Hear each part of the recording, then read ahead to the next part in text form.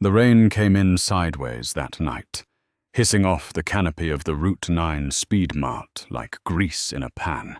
11:15 on a Tuesday, and the only light for half a mile was the station sign, the E in speed mart, flickering with a sound like a trapped wasp. A woman in a grey hoodie stood at pump 4, filling 2 red plastic gas cans, one at a time. Careful, the nozzle clicking off each time at exactly 5 gallons. Her name was Denise Voss, 56 years old. She wore drugstore reading glasses, pushed up into her short silver hair, and a hoodie that said, State Fair, 2011, in cracked letters. The storm 2 days earlier had knocked out power on her whole road, and her generator drank gas like a teenager drinks soda. Her hands smelled of unleaded and the coffee she'd bought inside, which was already going cold on the roof of her Camry. She stood the way some people stand, and you don't know why it catches your eye. Wait, even. Back straight. Eyes moving without her head moving. A habit from another life. She capped the second can, set it in her trunk on a folded moving blanket so it wouldn't tip, and reached for her coffee. That was when the headlights swung in off Route 9 and stopped behind her car at an angle, blocking her in. She didn't know it yet, but the next 11 minutes would end a man's career, cost a city $4.7 million, and be watched, frame by frame, by every police recruit in the state for years to come. The cruiser door opened. The officer who got out was big through the shoulders, jaw working a piece of gum, rain beading on the brim of his hat. His nameplate read, Sloan. Officer Derek Sloan, 38, 11 years on with the Hartwell Police Department. 6 complaints in his file that had all evaporated somewhere between a supervisor's desk and a filing cabinet. He put his flashlight on her face first, then the gas cans, then her face again. Evening, he said. What are we doing out here? Denise kept her hands where he could see them, loose at her sides. Buying gas, officer.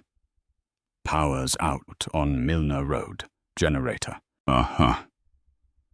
Sloan walked a slow half-circle around her trunk, the flashlight crawling over the cans, the blanket, the reusable grocery bags. 2 cans. Middle of the night. Storm was Sunday, she said. Her voice was level, almost gentle. This is my 2nd trip today. I didn't ask how many trips. He snapped his gum.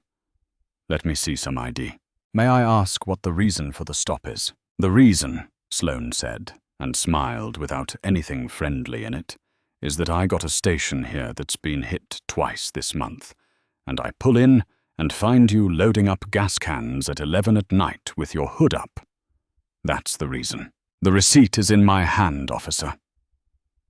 She raised it slowly, a small white flag of paper going translucent in the rain. Pump 4. Paid inside. Cash. Anybody can hold a receipt ID now. My wallet is in the car. Driver's door pocket. I'm going to tell you before I move, and I'm going to move slow. Something about that answer bothered him. She could see it land wrong. See his jaw stop working the gum. People who talked like that, calm and procedural, made Derek Sloan feel like the smaller person at his own traffic stop. And Derek Sloan had built his entire adult life around never feeling like the smaller person. Don't tell me how you're going to move, he said. Step away from the vehicle. She stepped away from the vehicle.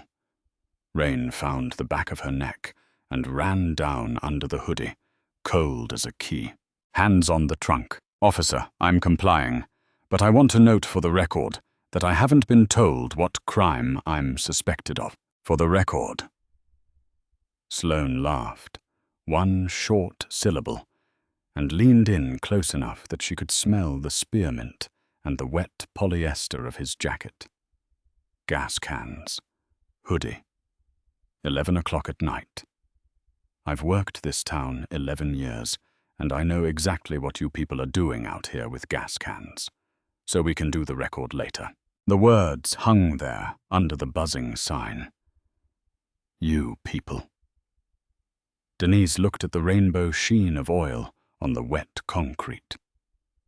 Between her shoes, and breathed out slowly through her nose, the way she had taught other people to breathe for 20 years. I'm going to reach into my left hoodie pocket, she said. For my phone. Left hand only. Slow. Keep your hands on the "for my phone," officer. I'm announcing it. Left hand. Slow. Her hand moved 4 inches. The taser sounded like a rattlesnake made of electricity. 2 barbs punched through the wet cotton of a state fair hoodie, and 50,000 volts took Denise Voss off her feet. Her coffee cup went over. Her cheek hit the concrete in a puddle that tasted of gasoline and rust, and her whole body locked into a single cramping fist. While somewhere above her, a man was shouting, "Stop resisting at a woman who could not have resisted a housefly." 5 seconds. He cycled it again. 5 more. Then his knee was in her back, and the cuffs bit down. And Officer Derek Sloan stood up, breathing hard, and for one strange moment, the moment nobody who watched the bodycam footage later could ever quite explain, he crouched back down, rolled her onto her side into a recovery position, and pressed 2 fingers to her throat to find her pulse.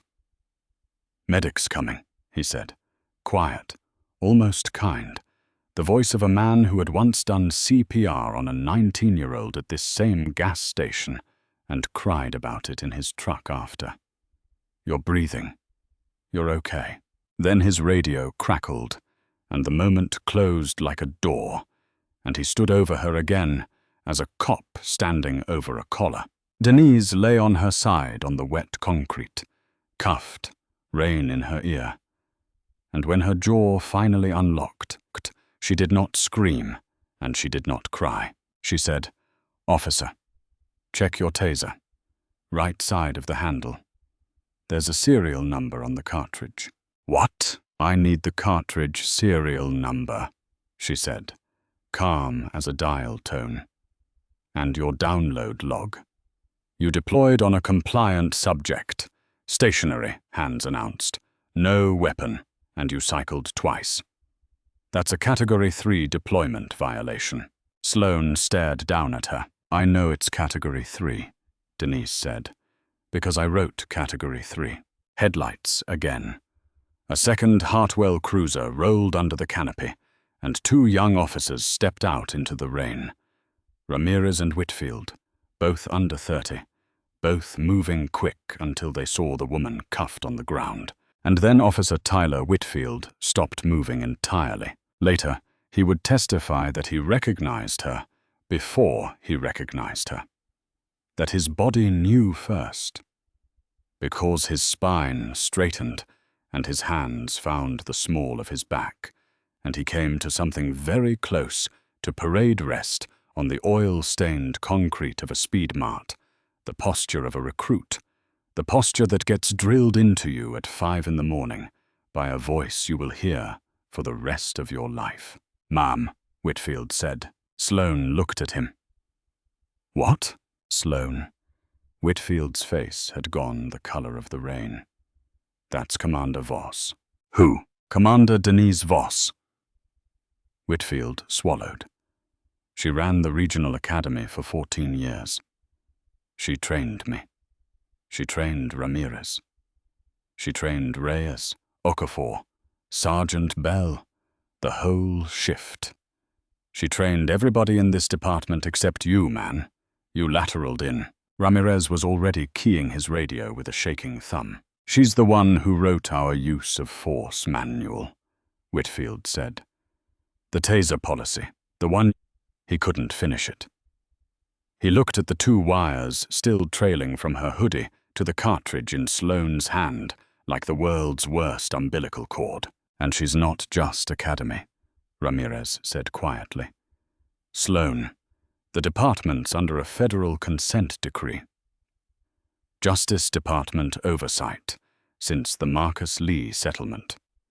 There's a federal monitor who audits every use of force in this city and reports directly to the DOJ Civil Rights Division. Sloane's mouth was open, so Ramirez looked down at the woman on the ground. You're holding her cuffs, he said. Under the buzzing sign, in the rain. Officer Derek Sloane's face did something that the gas station's security camera caught in perfect digital clarity.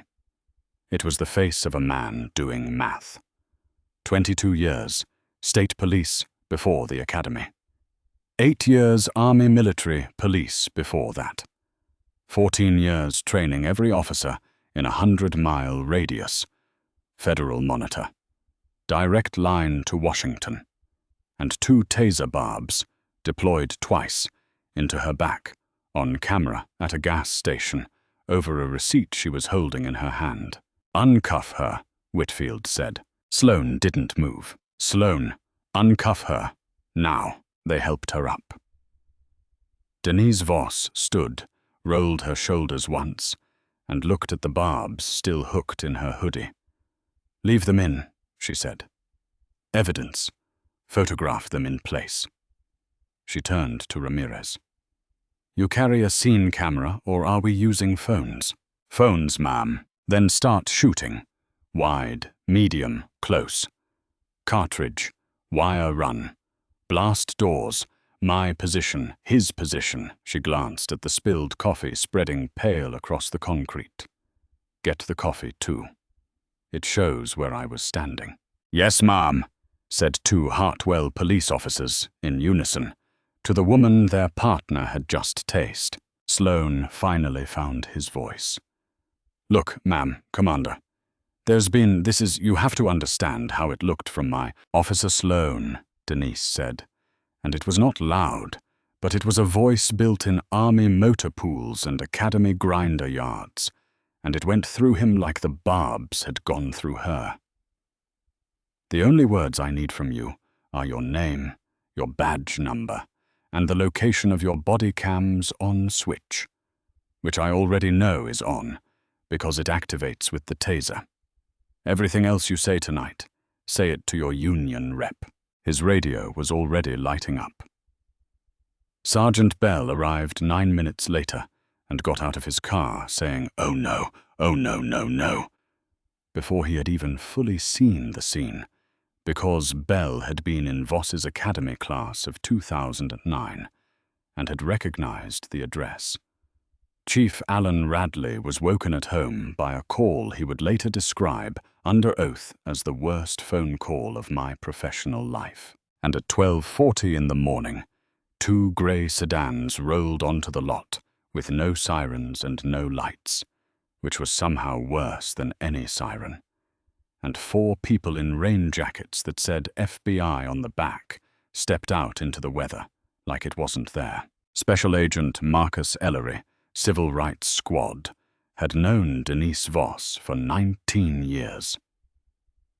He looked at the barbs in her hoodie, and then at Sloane standing very alone in the middle of the lot, and he did not raise his voice either. People that far up almost never do. Officer Sloane, Ellery said, I need your taser. Holster it and hand it to Agent Park Grip first. Your body cam stays running. Chief Radley is en route and has authorized me to inform you that you are relieved of duty, effective immediately, pending a federal civil rights investigation under Title 18, Section 242, Deprivation of Rights under Color of Law. That's, Sloane said. His voice cracked in the middle of it. That's a federal charge. Yes, it is. I was doing my job. She was, the gas cans, the hoodie. She wouldn't just... Agent Park held out an evidence bag. Sloane looked at it. Then he unhooked his taser with fingers that wouldn't quite work, and put it in the bag, and then his duty weapon. And then, when Chief Radley arrived, and stood in front of him in a raincoat over pajama pants, and asked for it, his badge. He unpinned it in the rain, under the buzzing sign, on the same 20 square feet of concrete where he had knelt on a woman's back, and it took him 3 tries because his hands were shaking. He didn't beg. That was the strange thing, the thing Denise found herself thinking about later. He didn't beg, and he didn't bluster. He stood there, holding the badge out, and he asked one question, and it wasn't even aimed at anyone in particular. 11 years, he said. Nobody ever pulled my file. 6 complaints, and nobody ever pulled it. Why didn't anybody ever pull it? Nobody answered him. The rain answered him. The numbers came out over the following months, the way numbers do, in headlines and depositions and a city council meeting that ran past midnight. The city of Hartwell settled with Denise Voss for $4.7 million, the largest payout in county history. She took it, paid her lawyers, endowed 2 academy scholarships, and put the rest into a de-escalation training fund, because that was the kind of thing that made news anchors say the word remarkable and made Denise say the word obvious. Derek Sloan was terminated for cause, indicted federally, and convicted under Section 242. 30 months. His 6 prior complaints, once they were finally pulled, turned out to involve 5 civilians who had never been believed and 1 who had died before anyone called her back. The lieutenant who had buried those files retired quietly with his pension, which Denise noted on the record in her final monitor's report, in a sentence that got read aloud on the floor of the state legislature. The consent decree over Hartwell PD was extended 3 years. All 61 officers were recertified through 40 hours of use of force retraining. Body cameras with automatic activation became mandatory within 90 days. The State Post Board rewrote its lateral transfer rules so that no officer could ever again skip academy retraining just by changing departments. A loophole reporters started calling the Sloan Rule, which Denise privately thought was the only monument the man deserved.